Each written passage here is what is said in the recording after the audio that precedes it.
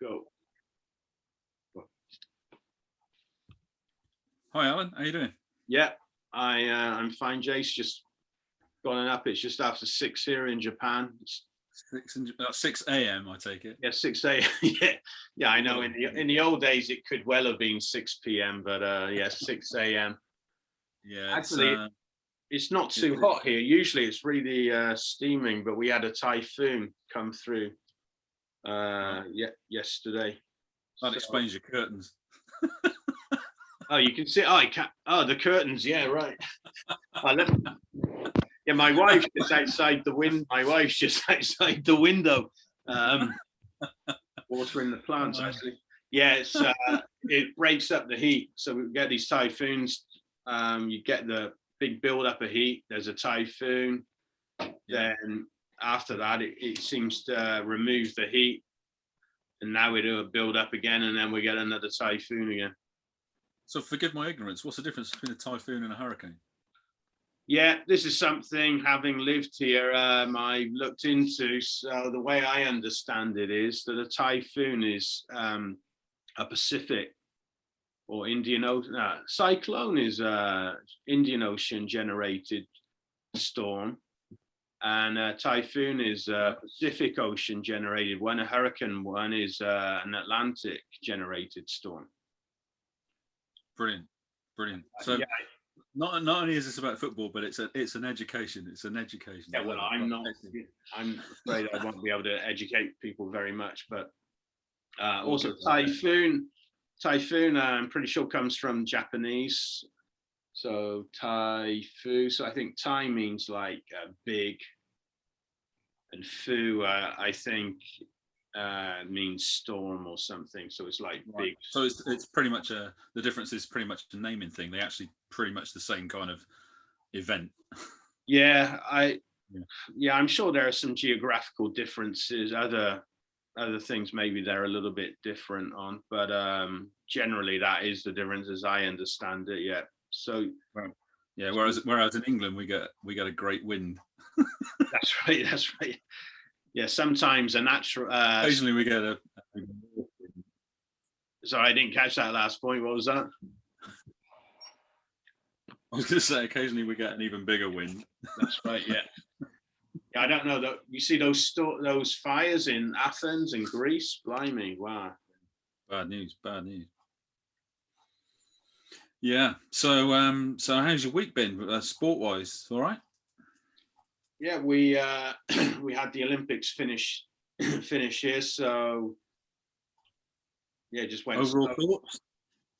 Well, I didn't watch everything, and as we were saying last week, living in Japan, you don't get to see the events that you'd see in the UK. So I was following the text on the BBC and getting one angle, and then I'd be watching the TV here and seeing completely different events, so I've been through a few Olympics here, never seen any rowing, so, and very little cycling.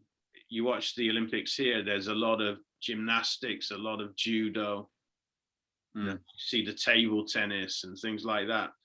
And baseball, no doubt. Yeah, the baseball. Yeah, I mean, baseball, well, judo, I guess, is the national sport, but really, I think baseball is probably the most popular sport here, and so actually, is there any scope? I mean, I know we're deviating from football a little bit. Is there any scope in the future, do you think, for Japan to be part of the World Series? Well, I doubt it. I mean, it makes me laugh with the American sport where with baseball it's the World Series and it's like two states in America competing in it, and then you've got the Super Bowl when they win that, they're world champions. It's like, well, who else is in it? Well, that's American marketing, isn't it? So actually, I don't know whether you follow American baseball, but at the moment there's a Japanese guy. He's looking good for the MVP this year. So and who's he play for then? he plays for the Angels. I think they're now called the Los Angeles Angels. They were previously the Anaheim Angels. Yeah. And unusually, he's because usually they're usually either a batter or a pitcher, but actually he's both and very good at both. So he's like Babe Ruth reborn, and he's here. I don't know. I haven't seen the numbers for the last week or so, but he was on 37 home runs for the season just over a week ago. Wow. And the home runs, they're not just home runs, they're pretty big home runs as well. And also he's a pitcher, and he's a good pitcher as well. I mean, I think his ERA, so that's like the average, what they call the averages for pitching, it was over 3. I think, I don't know in American terms, in Japanese terms, that wouldn't be like in the top of the rankings, but I think the competition's pretty hot in America, so 3 isn't bad. And I think he's had some problems acclimatizing maybe, so I think he's getting better on that front as well. So his name is Shohei Ohtani. So he used to play for the Nippon Ham Fighters here. All the Japanese teams, the sponsors, the companies are very important here. So yeah, whereas in England we associate teams with the geography, the towns they represent. Here, there's still that factor here, but often they will talk about the company here, say, who do you support? And say, oh, I support SoftBank. Or so Nippon Ham is a big meat company here. So he played for them for, I don't know how long it was. They used to play in Tokyo, but they play in Hokkaido now. Actually, where I live, it's in the car, it's less than 10 minutes to the local dome. They've got a local dome where they play the home games. It's based on the Colosseum in Rome, the design. Yeah. It's got a retractable roof. It's very impressive. So actually my local team, they've been champions many times in the last decade. So they've been the powerhouse of Japanese baseball for a few years now. But talking of retractable roofs, yeah, it occurred to me the other week actually. Well, actually, when was it? No, it was during the Community Shield. Yeah, and it started raining quite heavily. Yeah, at some point during the final, and I'm thinking, have I ever seen that roof shut at Wembley? Well, now you mention it, I wasn't sure. I thought it rung a bell that there was a retractable roof, but yeah, it does. It allegedly closes, but I don't recall ever having seen it closed. Well, I can give you a little bit of local knowledge on the retractable roof here. Every time the local team win at home, when they play in that dome, the name of the team is the SoftBank Hawks. They open the roof kind of in celebration kind of thing, unless it's raining, of course. Right. So, but I heard, I don't know the numbers, but I heard it's actually quite expensive to open it, to move it. Yeah, I think you might be right. I seem to recall when Wembley, the new Wembley, first opened. I seem to recall somewhere in my distant memory bank that they would never allow the roof to be opened or closed during a game for health and safety purposes. And I'm thinking, well, what's that about? The roof's not going to fall in on anyone, right? I mean, what are they expecting? Some nuts and bolts to come flying off or something like that? I mean, I don't know. But also, I do have in my memory bank that it costs a lot of money each time you open it, and I'm thinking, what is that about? I don't understand it. And if you build something like that where you've actually got no real intention of ever closing it, what's the point of doing it? Well, yeah, at least with Wimbledon, they close it, right? Well, you got to ask the question: does it? I don't quite get it. You got to ask the question: does it bloody close? Yeah, does it actually work? Yeah, the other thing is, You got a little bloke there with a pulley going like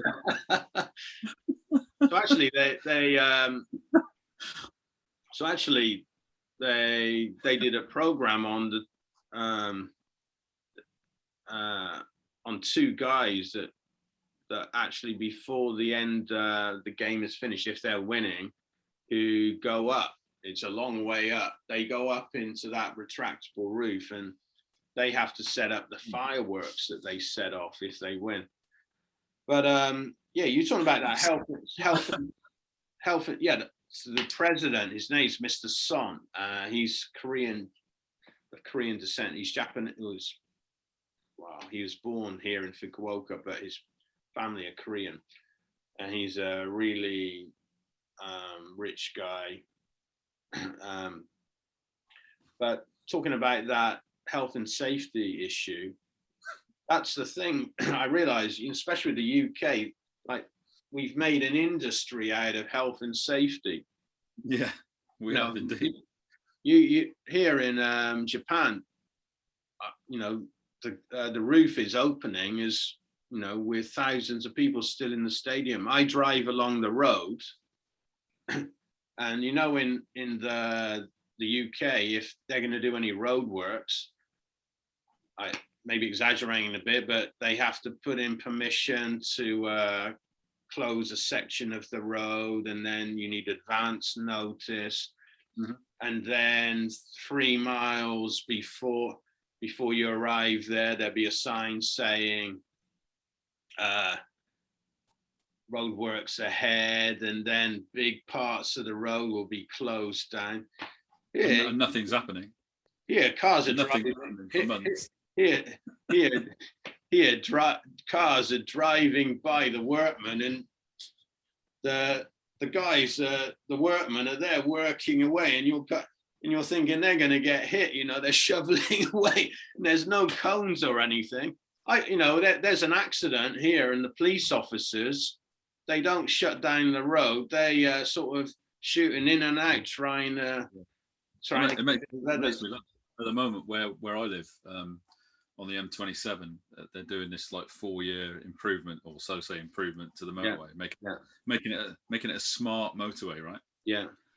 And every night they close off junctions nearby me and stuff. So if I'm out late after 9 o'clock and I'm trying to get home, it's nigh on impossible, right? You've got to go all around the houses. Bearing in mind that I actually live on an island, believe it or not. And it's like, it's ridiculous. And you see the signs, and they make me chuckle every time I go past them, because it's like, caution, workmen in road, right?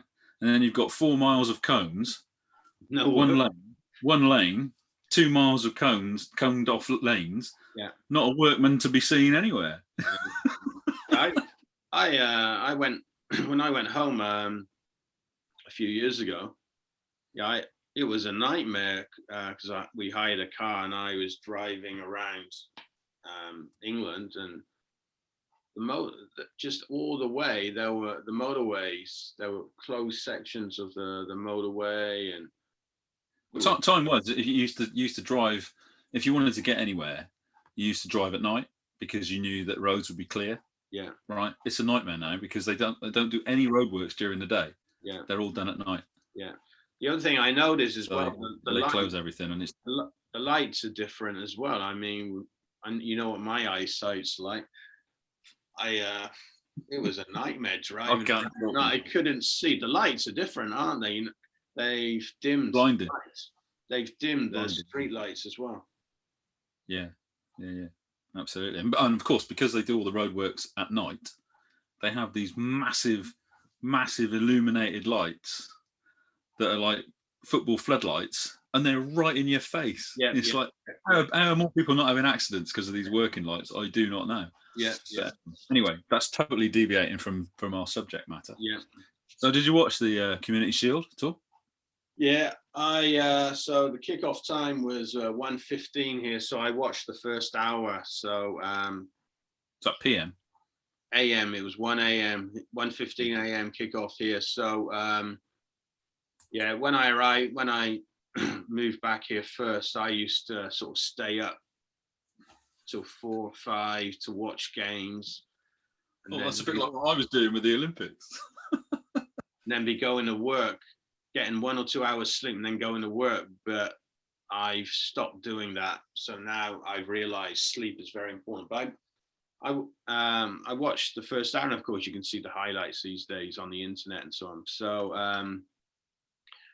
yeah, to me that was a typical. Yeah, I thought Leicester were probably the better team in the first half, and then in the first 15 minutes of the second half, I thought City were much better than they had been in the first half. I thought it Penalty was. or not? Sorry? Penalty or not? Yeah, I thought it was a penalty, to be honest. I didn't see it in real time. I saw the highlights, and I thought, unfortunately, when the ball arrived near Ake, I smelt danger.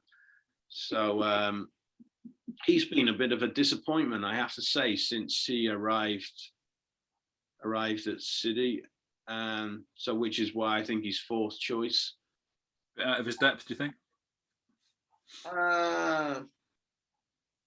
Yeah, possibly. He's just not up to it. He seems that's not the first time he's made a mistake. And I heard Roy Keane going on about how Pep Guardiola would have had doubts about him from previous performances, and that he's got to stay switched on. So yeah, it wasn't a surprise. Fair play to Leicester there. They've got a way of playing. You can tell when you watch them that they know exactly what they want to do. Also, I just feel that Wembley, City lost against Chelsea in the semis of the FA Cup. I just noticed City at Wembley, I don't think they always play that well. Tell that to Watford. Yeah, that's right. Also, you look at the England games at Wembley, I always feel people underrate the pitch. I don't think the pitch is conducive to entertaining football there. To be honest, do you know what? I generally hate watching games at Wembley because for me, the pitch is it's too big. Oh, you think it's big? It's just, I just don't like the football that you see on the pitch there. But when I used to play for Arlingham in South Gloucestershire, yeah, the pitch was to the exact dimensions of Wembley, right? It was the biggest pitch I've ever played on, and you wouldn't think it would make that much of a difference, but compared with all like the other local pitches and everything else, it was massive, and it just sapped your energy, completely sapped your energy. Not that I had a great deal of energy in the first place, but it just sapped you completely. And I would imagine that playing at Wembley, if you're not used to playing at Wembley, would have that effect. And also that, all of the psychological stuff that goes with it as well. We're playing at Wembley kind of thing, hallowed turf and all that nonsense. Yeah. It's not hallowed turf. I mean, it's relayed every 3 months, isn't it? But when you think back to the old Wembley Stadium, I mean, I don't recall many. Not really sort of classic games. I mean, you had the Arsenal Man United 79 Cup final. That was a classic, and the Coventry Tottenham one, that was a classic. But all the others were, fairly one-sided affairs, weren't they? Really? Yeah, the City, the 81 City Tottenham replay was a good one as well. 2-1. Yeah, it was. But the first game was dire. Yeah. The first game was bad, but the replay was good. Yeah. Yeah, I don't know. It's something I haven't looked at for a long, long time. But pitch dimensions these days, are they still in yards? I don't know. But it used to be 100. How long was it? 100 by. You've got minimum and maximum, haven't you? And Wembley is the maximum dimension. So what is it? I don't know what it is, but I know it's the maximum. And it does make you wonder why, really. I think also, some managers, it's something that some managers seem to pay a lot of attention to. I think people like George Graham and I can't think of any other. I'm trying to think of some other managers, but Stevie Cottrell. Oh, Steve Cottrell. So some would like a narrow pitch, some would like a wide pitch.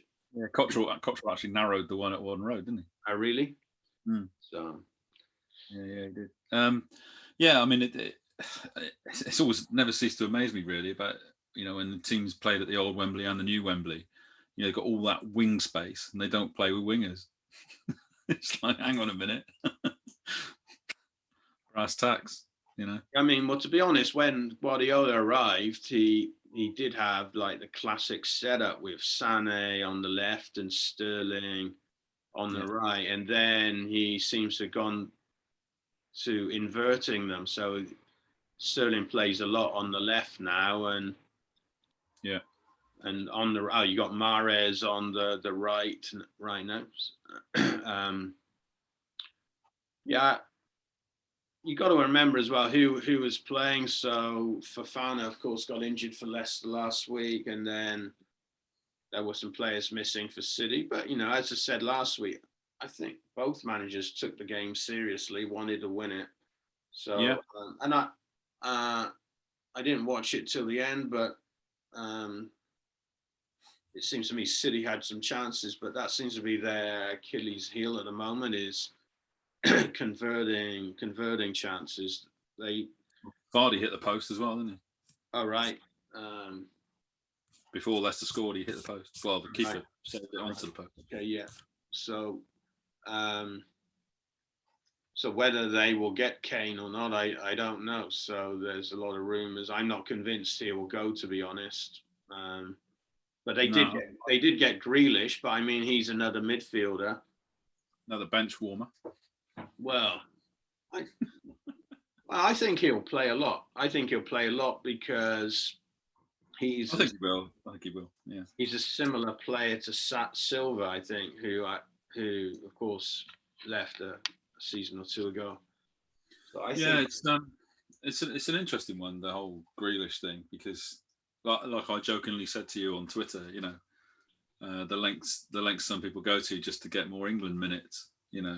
Yeah, I suspect you're right that he will get more time for England now because he's been playing for City. I think that's obviously a psychological thing with managers, thinking, although to be fair to Gareth Southgate, I think he's been more inclusive than managers in the past. I can think like Capello's an extreme example. Ericsson too. They used to just, seems to me, they didn't do a lot of homework. They used to see who was playing for Liverpool, Man United, and Arsenal at the time, and then pick those, Chelsea, and pick those players. Ron Greenwood was the worst for that. Yeah. What else was I going to ask you? Oh yeah, the whole Messi thing. What are your thoughts? Yeah, see, it seems to me like he and his entourage. Already? Sorry? Was it a pre-done deal, do you think? I think he's still not signed up, has he? I mean, I think he will go to PSG, but it seems to me there's still something going on behind the scenes, because there were rumours he was arriving in Paris yesterday and then he wasn't. So was he still in Barcelona? It seems somebody saw him at Cheltenham Racecourse the other day. Right, yeah. So, seems to me that there's some messing about going on there. Like last year, there were, of course, rumours that he was going to be going to City. He seemed to be on his way. If you looked at the bookies, they had him almost a done deal at City, and then suddenly he said, well, actually, I can't leave Barcelona. I think he doesn't want to, does he? He doesn't want to leave Barcelona. No, that's the thing, which is the odd thing, really, because I know they've got all the financial issues, but for me, it's a bit odd that a single player's salary can be so sort of demanding that actually a club like Barcelona can't afford it. Do you know? That's right. Yeah, I mean, it's sort of been for me. He's got to be. I think he's the best. His numbers say he's the best of all time, but you can argue about that. But he's certainly one of the best of all time. But Yeah. like you were saying, financially, he's killed Barcelona, and as Simon Jordan was saying yesterday, I'm not really a TalkSport fan, but Simon Jordan was saying yesterday, it looks like he's going to go to Paris Saint-Germain, and he's going to get a packet there as well. He's going to be making a load of money there. So if he went to City, I'd love to see him playing for Man City, but that money, it would cause so much pain. I mean, also the other players, would they resent the money he'd be getting? I'm sure they'd make a lot of money on the marketing as well.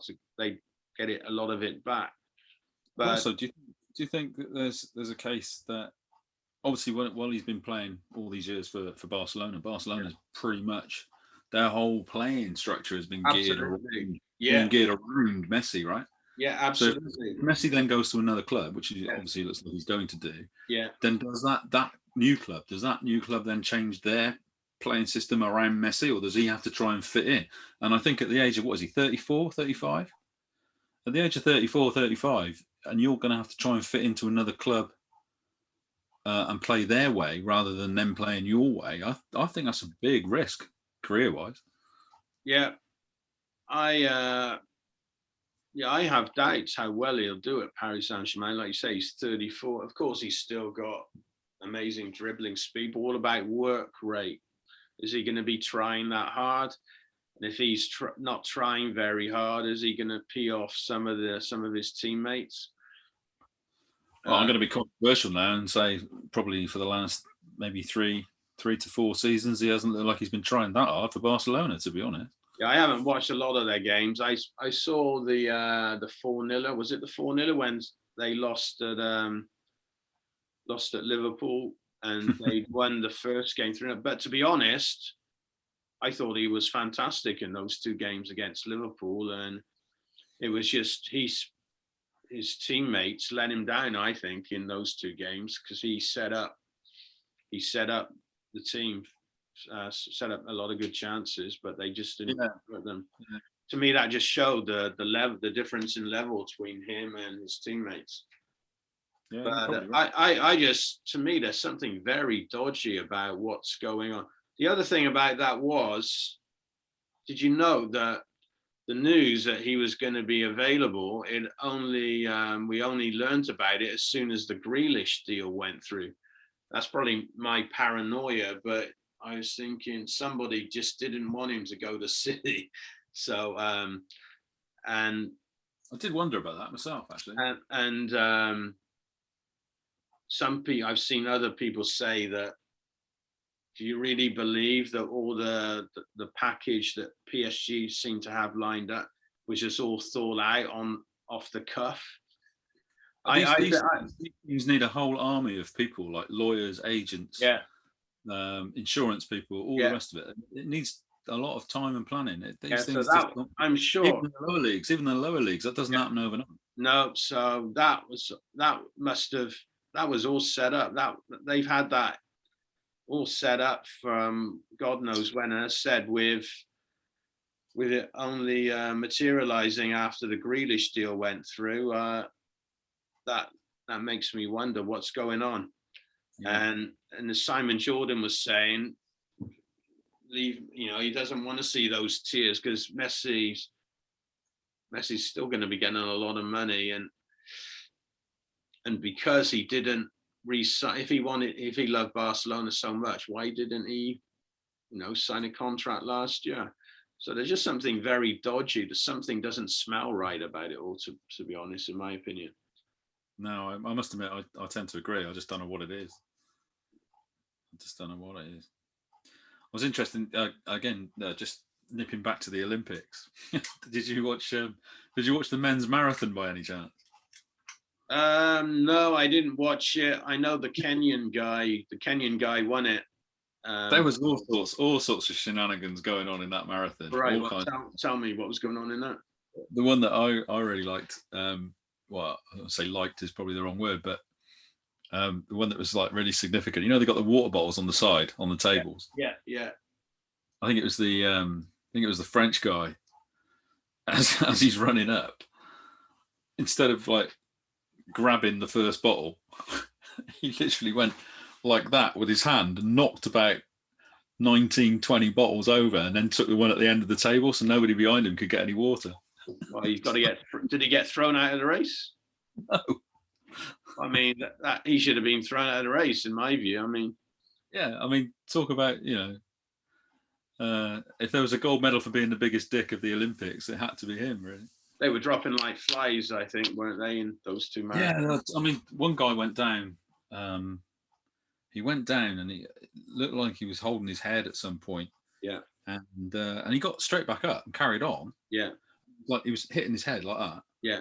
And you're thinking, where are the medics? The medics should have just been stopping him from carrying on. Because I mean, I think Steve Cram said it in his commentary. If he's got a cognitive issue, going on there, whatever, whether it's dehydration, whether it's anything really, you can't take any chances with that kind of stuff. And then about another 300 meters into the race, he went down again. Yeah.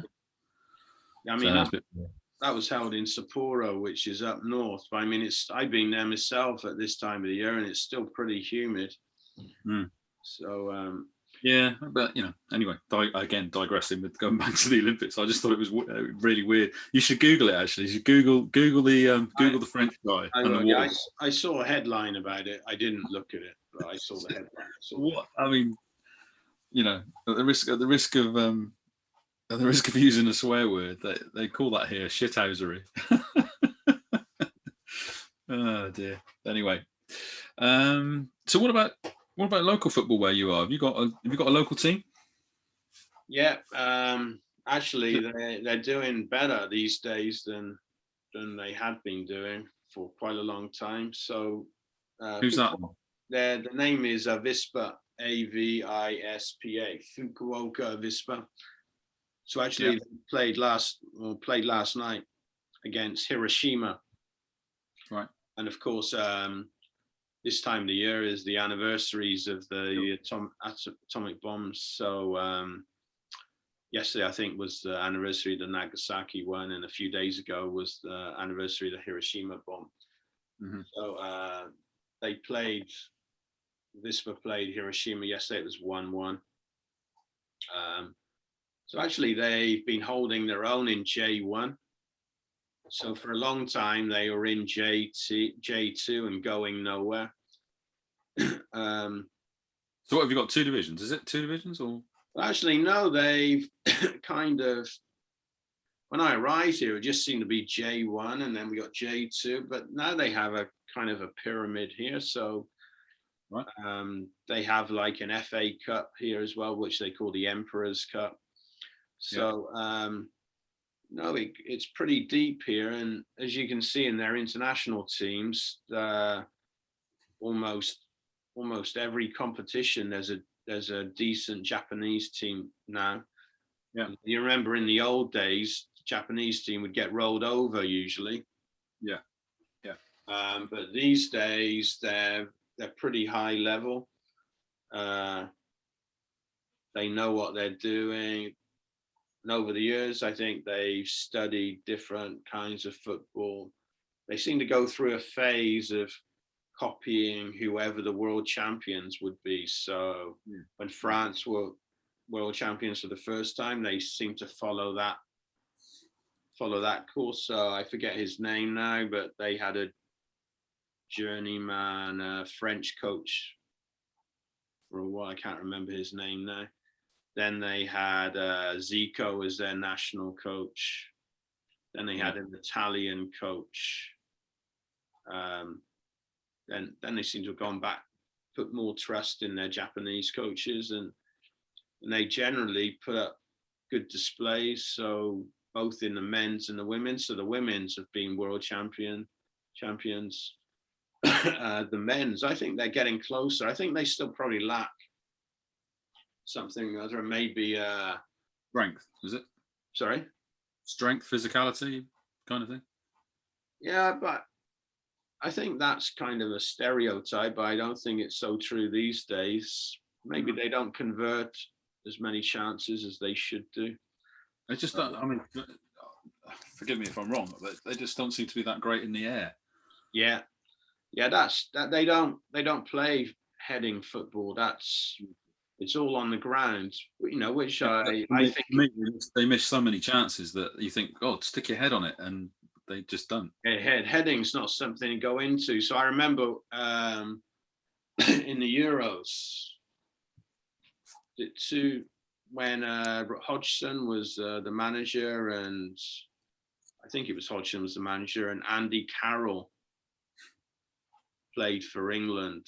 Was it 8 or 9 years ago? I can't remember. And he scored an amazing header from the edge of the box. Do you remember that? Yeah. And I remember who it was against, but yeah, I remember it. And the Japanese commentary, they just went all quiet because that's not the sort of goal they're used to seeing, so headed goals like that. So I think, that's true. Although I would say,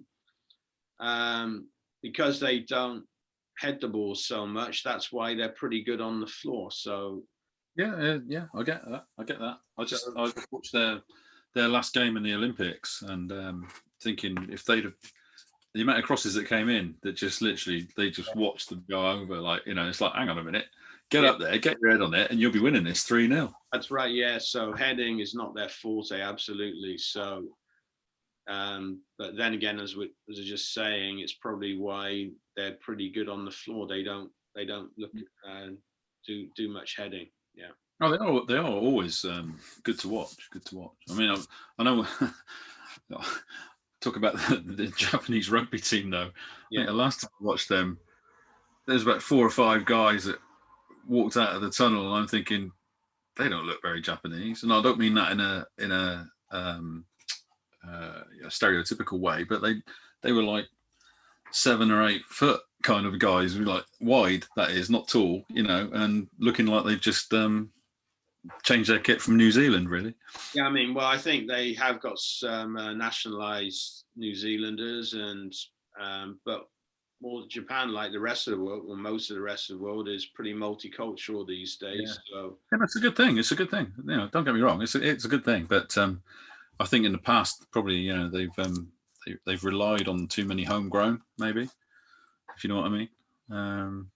Yeah, but you look at the even in the Olympics, the relay teams in the sprinting. Yeah. You wouldn't expect they didn't win anything this time, but I think in the last Olympics they picked up a bronze in the men's 100 relay. Yeah. You would never have imagined in the past that Japan would win a medal in the men's 100 meters relay. No, but they did. Right. That's right. And the guys are fast. The guy, they're fast, but they're really good on the changeovers as well. So I mean, don't get me wrong. I'm not saying it's a bad thing. I think it's a great thing. I mean, if you're if you have nationalised yourself to that nation, why shouldn't you play for that nation? Yeah, but also they've looked at, they study top flight sports in other countries. So we talked about the football, but they've done it in the rugby as well. So their professional rugby league is high quality. So I remember one of the England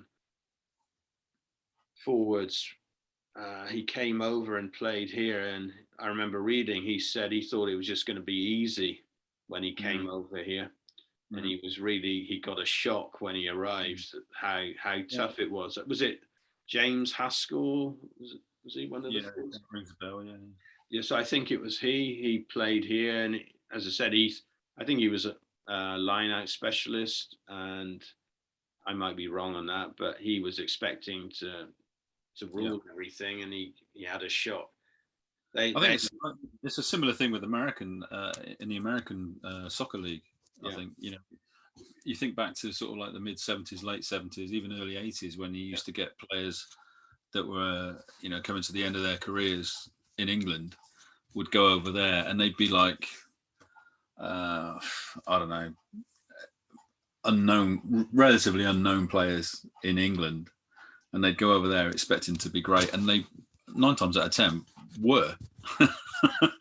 But now it's not like that at all. Now it's a lot more serious. It's a lot more professional. It's a lot more physical. I mean, I remember watching a documentary once with George Best and Rodney Marsh. Obviously, they're not the best examples in the world, but I remember them, rocking up half cut, to games for Tampa Bay Rowdies, etc., and going out, playing 90 minutes, running circles around everyone, having a cigarette and a beer at half time, and then doing the same in the second half. You couldn't dream of doing that now. I think those fans as well, they're used to good football as well. I think they soon told Lampard and Gerrard what they thought of how the effort they were or weren't putting in. So actually, obviously not the same level, but go in Ireland. I lived in when I lived in Ireland, late 70s, early 80s. So Sligo is much more professional these days in Ireland too. But I think they had one. All the others were part-timers, but they had maybe one professional on their books. And in Ireland, they used to, even though it was, I don't know about, I doubt it might not be so true these days. It was a more religious country than the UK back in the 70s and early 80s. And even though it was more religious, they used to play football on the Sunday. So Sligo had one professional footballer. My dad would be drinking with him on the Friday afternoon. And the reason it was the afternoon, because he was just going to be, he was like, I think he was there pretty much every day, and he had his high chair at the bar, this same bar. And when I say afternoon, it didn't mean just for 1 or 2, it meant he'd drive there in the afternoon, he'd be there till close. And then I'd go to the game on the Sunday. And you could see this guy, and his face was just red as a beetroot. Yeah. There was a guy. I won't name him for legal reasons, but there was a guy that used to be like that for Northwich Victoria as well. Wow. He literally would roll out of the pub, get in the car, go to the game, play a game, and then go back to the pub. Wow. But you were talking about America, how the game's improved there. I see clips as well of Australian football, New Zealand football. You look at in the old days, we would have been more disparaging of the quality of football. You look at those teams; they're all competent. Canada, the Canadian women have just won the Olympic gold. New Zealand men, did they get into the quarterfinals or something? Football in those countries has moved on a lot. Yeah, I mean, walkovers nowadays. I remember England. Was it early 80s, mid 80s? They beat Turkey 8-0. Yeah, I think qualifier. That ain't going to happen ever again. Yeah, I mean, in the 70s, you could guarantee a 5-0 win against Austria and Luxembourg and those countries. So you see some of those guys that played in those days, and then they appear on a football show, and I remember Jimmy Greaves would be saying, we should beat these, but he's harping back to when he used to play. There's no appreciation that football has actually improved in those countries. Yeah, we touched on it last week, that sense of entitlement just because you're England. Yeah, that's right, yeah. And if you struggle to beat, somebody like San Marino or Andorra or whatever, yeah, very often they'll play the game so that you actually then play to their level. Yeah. Which isn't, again, that's not a disparaging remark. It's the way they set out to play. They set out to play to make it difficult for you, to make it hard to break them down. You end up playing to that level rather than them coming up to your level. And then the press get all, well, why aren't we not dealing with these people like 9-10-0? And it's like, well, I think, you need to pay these people more respect than that. I've seen other international teams struggle against these so-called lesser nations, and they didn't care if they won 1-0, 2-0, 3-0. All they cared about is that they won. Whereas we seem to have an ego problem that we have to beat them 7 or 8-0 without thought for how we managed it. Yeah. I don't care as long as we get the 3 points at the end of the day. Yeah. So, and we've nearly done an hour, mate. Yeah. So we haven't touched on. We need to finish what we will always finish on, right? Which has obviously got to be Cheltenham Town, right? Oh, right. Yes. So you were telling me about some application last week. Do you watch the games or do you just listen to the games? Or? Well, last season we were able to watch every game on iFollow. iPhone. Yeah, but that was a special dispensation was given for that because of the pandemic. So basically, it was each fixture was sort of done through the home side. So like if Cheltenham were playing at home, for example, you go onto iFollow, you'd follow up. You could either do a season ticket or you could pay per game, right? And I paid per game. So basically a percentage of that fee, which was only, I think it was about 10 or 12 quid, something like that, would go to the club. So the club wouldn't be totally losing out. And I thought it was a good thing. And I still think it's a good thing because obviously not everybody can get to the game every week. And I still think it should be example, even if you've got to pay the same price as the admission ticket, right? Well, for example, I'm not going to be able to get to the game. Exactly. Well, neither am I. I live in Portsmouth. So yeah, I from a selfish point of view, I thought it was a good thing. Yeah. I know that Cheltenham have got a good fan base in America. I know they've got a good fan base in Norway as well. Yeah. Those guys will never get to see a game unless they physically come over. Right. Or they watch the highlights on YouTube or whatever. And now this season again, because the pandemic is kind of half over, I believe there was some coverage of the Crew game on iFollow. Yeah. But I was informed before the event that this season iFollow wasn't going to be an option, so I didn't really look into it. But yeah, I think they're missing out. I think they're missing a trick, to be honest. Yeah, I saw the goal, the great cross for the equaliser. I didn't see it. I haven't even seen the goal yet. Yeah, I saw that it was sort of a Rodri-esque pass across the back line from one of their defenders, and it was laid perfectly on a plate for Andy Williams. Just a bit of Moon River, yeah. So just too good to be true, really.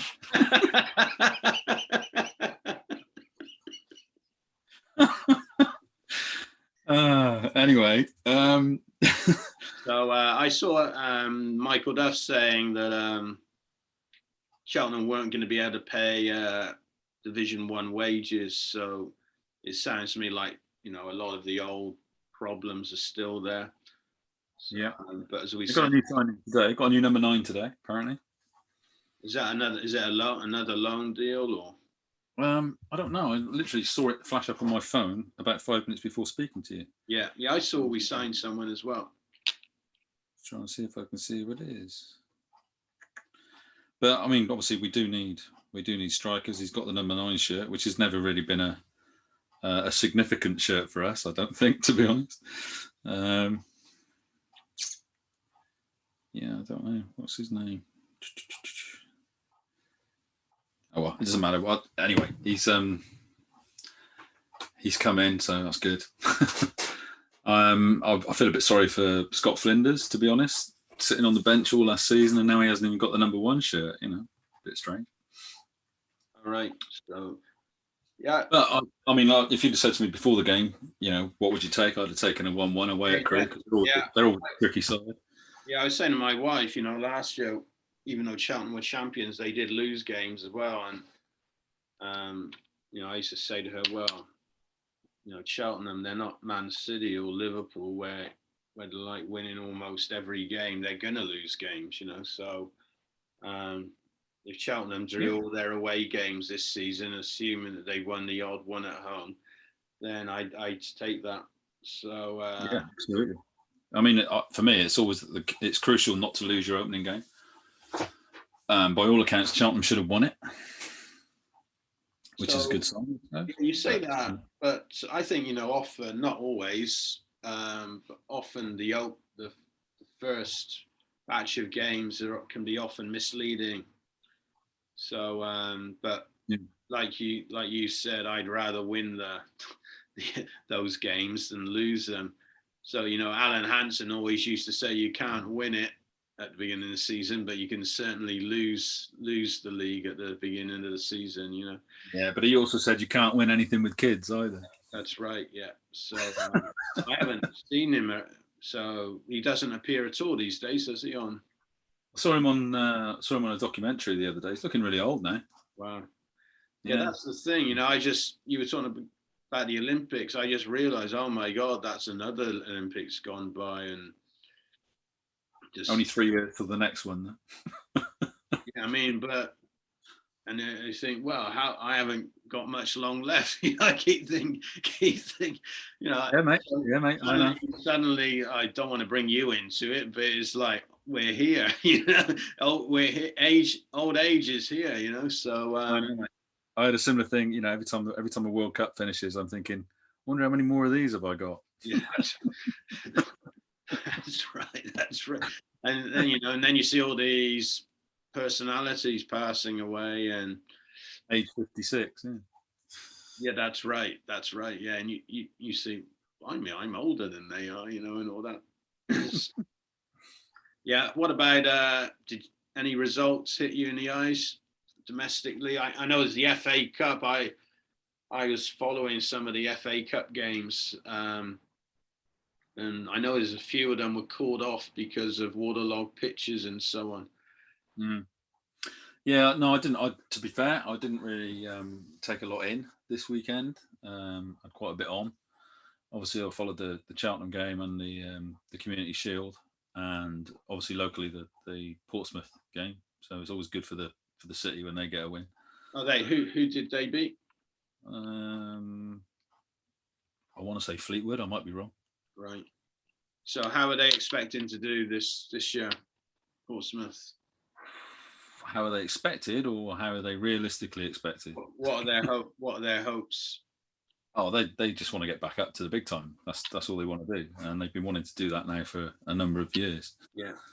I think they need to. Personally, I think they need to stabilise a bit with the Cowley brothers. Is it Cowley? Crowley? I don't know. Cowley. I don't know. I always think of the professionals when I hear that name. But yeah, I think they need to sort of stabilise a bit because they've had their ups and downs. What with Jacket and Michael Appleton and stuff. He's actually said something this week about when he was there. It was great for the first 4 weeks, and then stuff behind the scenes got a little bit iffy. That's something you don't read a lot about in the media, but at a local level, you hear more about is stuff going on behind the scenes. Yeah, you do. Yeah, you do. And I think that's because so local people are more invested in it, aren't they? So, I mean, particularly in Portsmouth. I mean, it was fan owned for a good while. Well, it was fan owned at Swansea, wasn't it? And then what did they do when the profile of the club got big enough? They sold it and made it, or the guys at the was that the Loudrup time? The Loudrup time, was it? Around that time, yeah, they sold it to those American. Yeah, because he was doing really well, and then all of a sudden he just left like that, and it was like, oh, what's going on here? Yeah.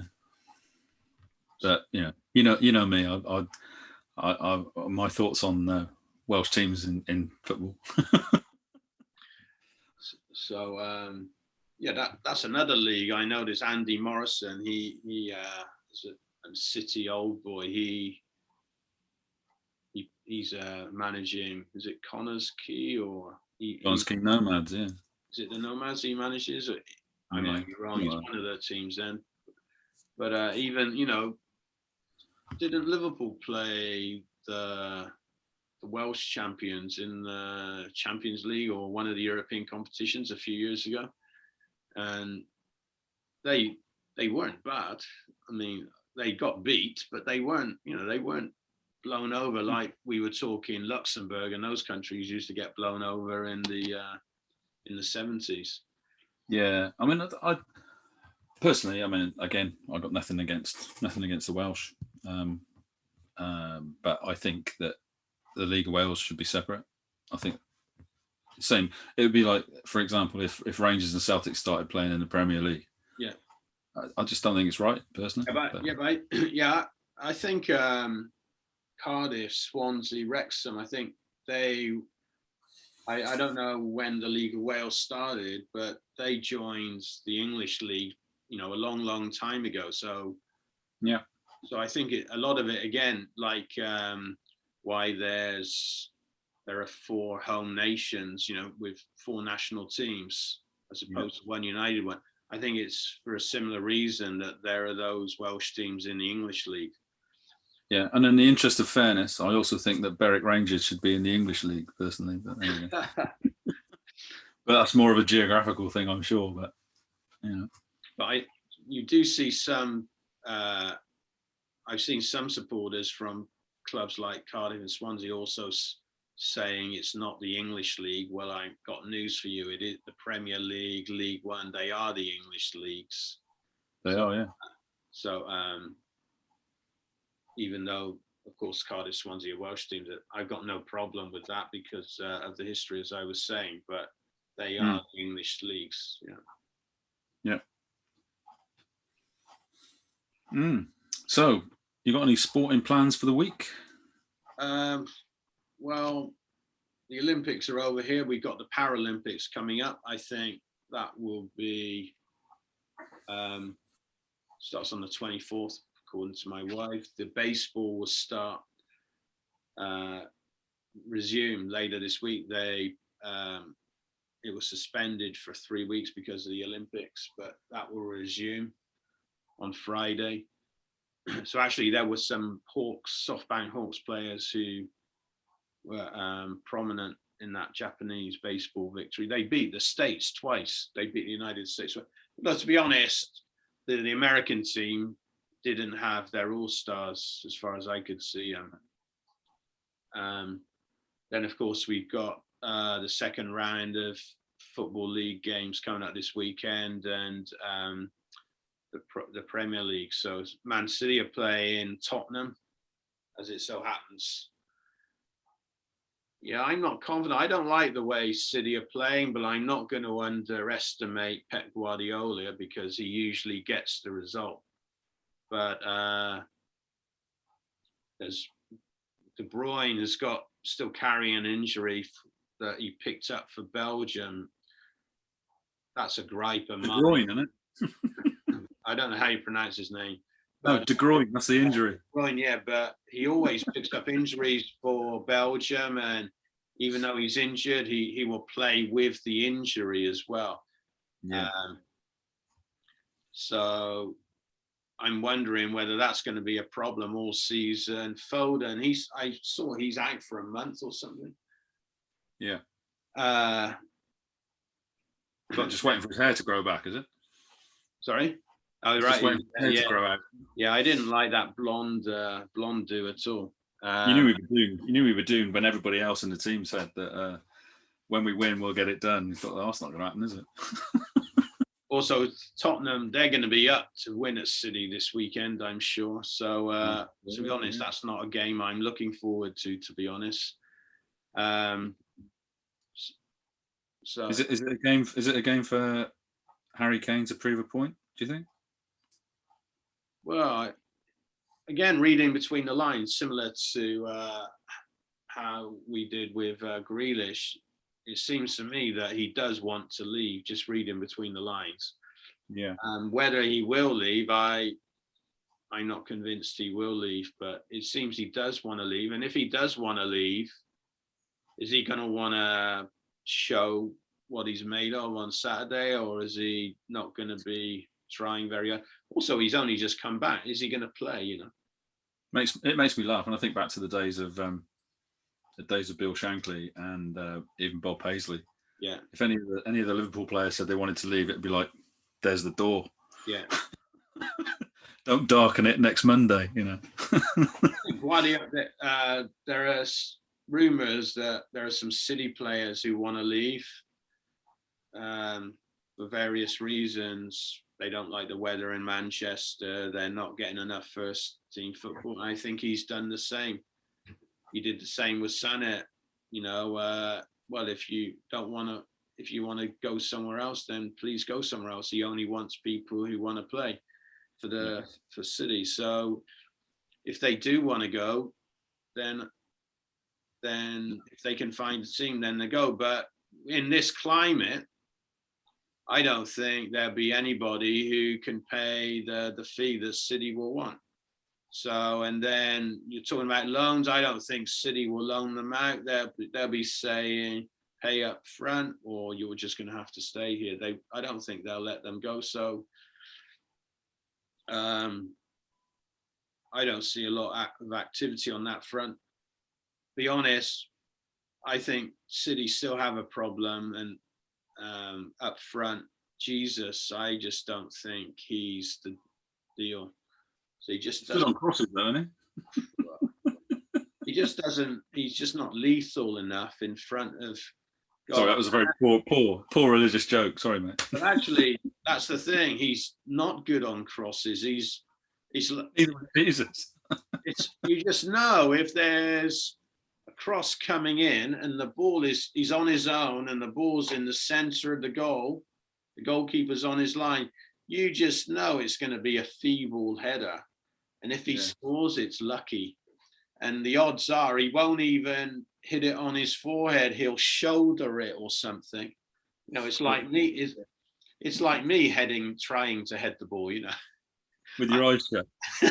But I'd still manage to get something on it, I think, even if it came off the crown of my head or something.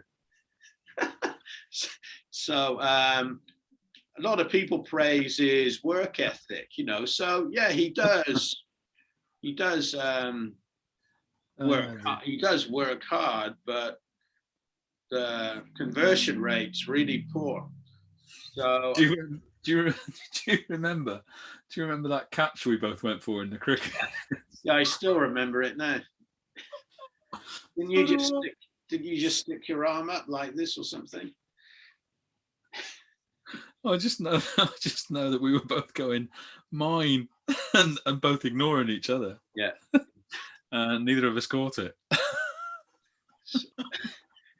But anyway. I think also last week we forgot about Chelsea. So it's easy done.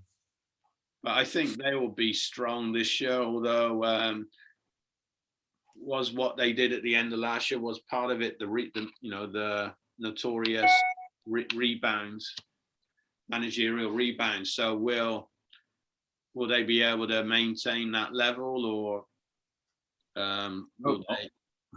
Yeah. Yeah, I think they will be a force. So, and Manchester United, I think they're the ones to watch, to be honest. Yeah, so I'm just wondering about City, but I wouldn't underestimate Guardiola. You were saying you don't hold out much hope for Liverpool. Yeah, just after another week's thinking about it. So they seem to have a few problems.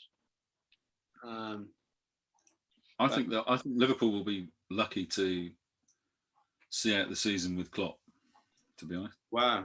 Why is that? Because of the performances, or he'll just get disillusioned, or? I think the latter. I think I think it's quite clear that he's not been allowed to go for the players that he wants to go for. I think that's obvious, and if they don't get off to a good start, and if they get knocked out of a couple of competitions early on, or they're sort of mid-table come Christmas, I think he could be saying, right, well, if you're not going to back me, then I'm off. Personally. Well, that's the thing with Liverpool. I mean, he's done fantastic, but the owners are always looking to leech the club of money. So that Yeah. I know the Manchester City owners, they're not perfect, but at least they're pumping the money into football. That's the thing that's sort of I can't get over. So the Manchester City owners have actually pumped a lot of money into football. The Liverpool owners, the Manchester United owners, the Arsenal owners, they're just removing as much as they can from it. So No, when Liverpool won the title, I said, I can't remember who I said to actually, but I said a couple of days afterwards, it'll be a case now that we'll probably win it. It'll either be we'll win it for the next 30 years, or we won't win it for another 30 years, and it'll all depend on the owners. You know, winning it's one thing, but maintaining it is another. Yeah. You know, when you think as soon as Van Dijk got injured, yeah, that was the title over. And yes, it was one player, but it made such a massive difference. I think also, this virus, this pandemic, it's changed a lot of things. No crowds. So I think I think it's been a strange environment to play football in. So how has it affected results, performances? Some players, they love the adrenaline, the passion. They react positively to the crowds and so on. But also a lot of players, they're diminished in front of big crowds and so on. So when we get back, when we get back to normal crowds, then that will give us a better idea of where we are, I think. But yeah, just reading some stuff about Liverpool, it seems players like Henderson. How old was it, Henderson? I don't know, but some of their players are getting on a bit. And like you were saying, if the money's not there to replace those guys, and if they're all arriving at the 30+ mark at the same time, that's there's going to have to be a complete overhaul. Yeah, pretty much. Yeah. I think Chelsea, Manchester United, they did all right last year. Yeah, I think Man City, I'm not convinced they're going to be champions again this year. I think if Kane comes in, then he can get the goals. Personally speaking, though, it might be quite controversial. I don't really see what the fuss is about with him. I mean, he scored a lot of goals, but that's his job, though, right? Yeah, it is his job. But other than that, I'm not convinced he's the player that a lot of people say he is. And I certainly don't think he's the player he was. I think he's carrying probably more injury than we know about, or he lets on. Well, I know he's slowed down a hell of a lot. You think so? I think also, if he goes to City, suddenly the referees will start blowing for those dives when he's deep in his own half, near to his own box, to get the free kick to get his team out of trouble. That the rest will stop giving those free kicks. Yeah. Okay, should we finish there, Jace? Yeah. Should we wind it up and see what the week brings? Obviously, we've got probably another early exit from the Football League Cup from Cheltenham Town at the hands of Bristol Rovers. Yeah, Bristol Rovers. I was looking at an old picture of Eastville, so just looking at some of those old retro photos, it's fantastic. We've got them twice in a week, haven't we, Bristol Rovers? Oh, really? So they're next up on. I think we've got Rovers, Wycombe, Rovers. All right. Yeah, that's the thing about those lower leagues as well. I mean, it's just a game every 3 days, so I love all that. Wycombe won't be easy, mate. So they were up there, weren't they, last year? Yeah. Yeah, I remember the old days of going to Lokes Park. It was the pitch on the slope. Yeah. I used to see some great games there as well. I remember Cheltenham getting beat 5-3 maybe, but then I remember seeing Cheltenham win 5-2 maybe, and Steve Brooks scored a goal. I remember. And I remember Chris Townsend maybe volleying one from the six-yard line, and the goal and doing nothing else. the goalkeeper saving it with his face. So yeah, there was some great games there. So I think they used to play in the old Isthmian League, didn't they? Back in the day. But, I don't think you're wrong. Yeah, I think they did. so yeah. Okay, let's finish there then, Jay. Yeah, you have a good week, and we'll talk next week. Yeah. Okay then. See ya. See you, mate. Ta-ra.